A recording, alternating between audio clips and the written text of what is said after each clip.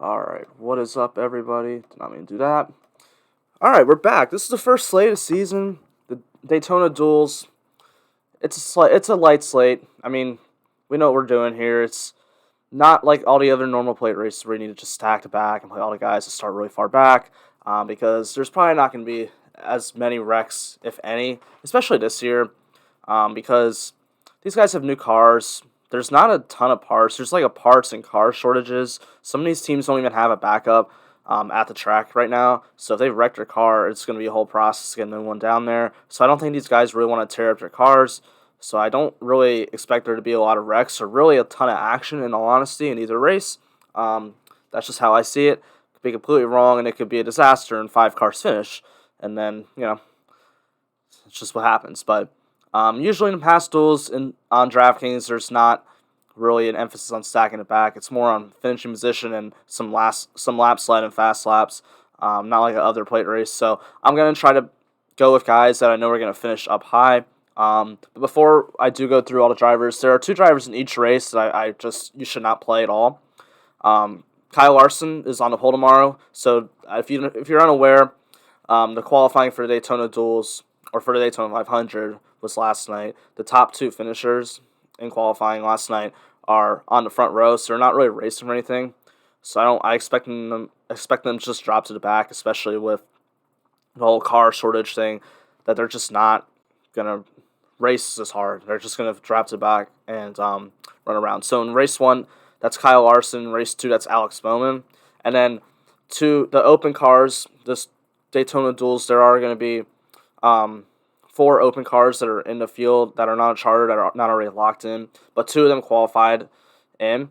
And those 2 drivers were Noah Gragson in the first duel and Jacques Villeneuve in the second duel. So they have nothing to race for either, and I just don't think they're going to want to tear up their car. So they're probably also just going to ride around the back.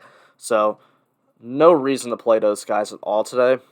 But yeah, the rest are just going to look at cars I think will run up front. Team, manufacturer will probably run together. So there's a lot of there's a good Chevy group here. You got Chase Elliott, William Byron, Justin Haley, Tyler Reddick, Chastain. Larson probably won't run up front, but Hamrick. So it's a good group of Chevys here. So I could see Chevys just running up front and leading a lot of this race. So I do really like Chase Elliott, William Byron, and Justin Haley, especially Haley starting 14th. I think he can move up and run like in a top 5.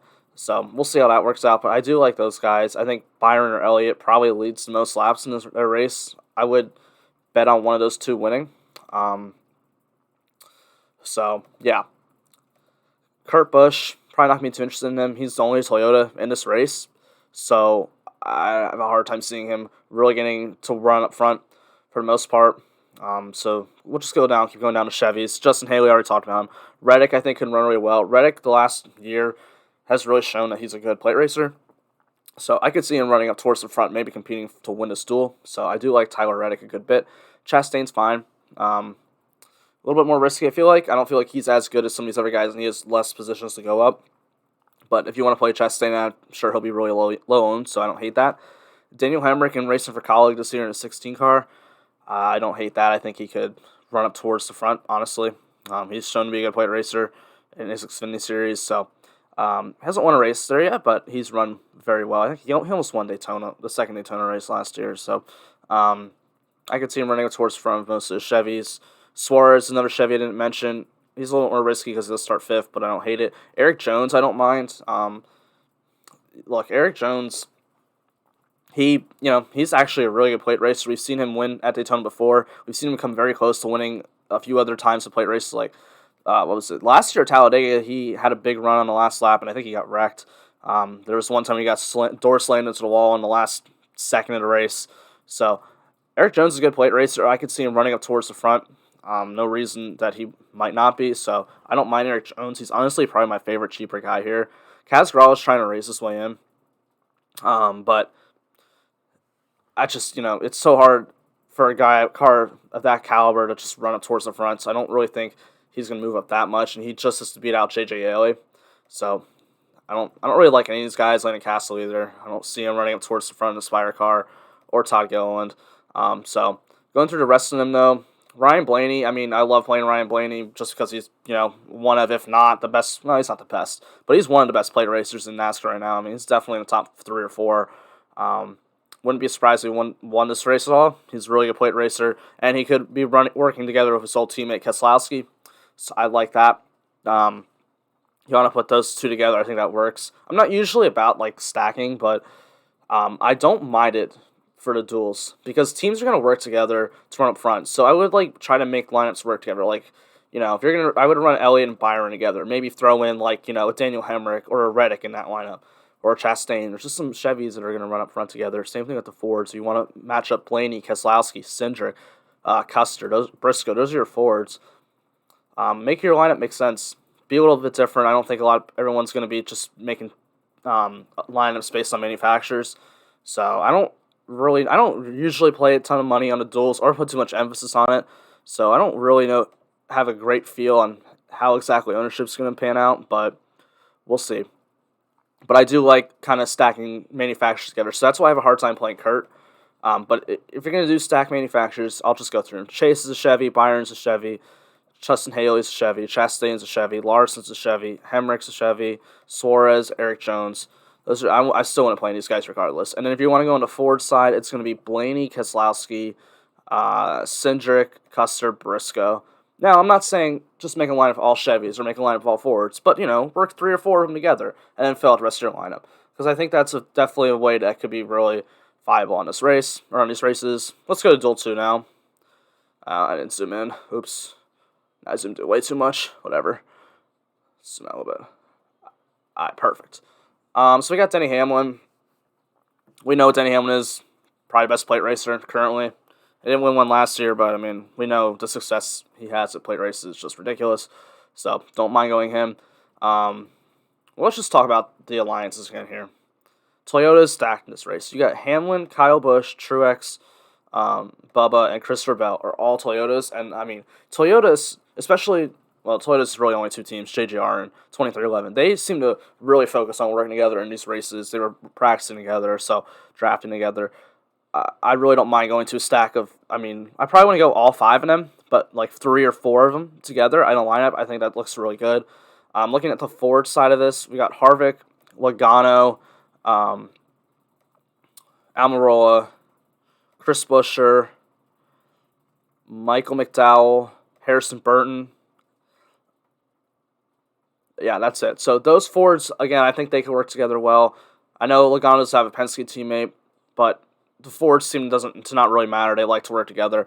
Harvick and Almirola. We've seen Almirola won a duel last year. Harvick's an underrated plate racer, in my opinion. So I can see all those guys running up towards the front. And then on the Chevy side, it's going to be Ricky Stenhouse, Austin Dillon, Bowman, but I wouldn't play Bowman because he's already locked into starting second tomorrow.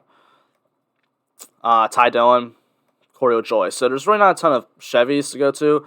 Same thing as the last race. I probably want to go down here. Although I don't mind playing David Reagan. If you want to play all the way to David Reagan, I think that's fine. This isn't a Rick Ware car, but it's definitely, it's Stuart Haas Racing Alliance. So that's a Ford. Him and Cody Ware are Fords. And David Reagan has proved to be a really good plate racer.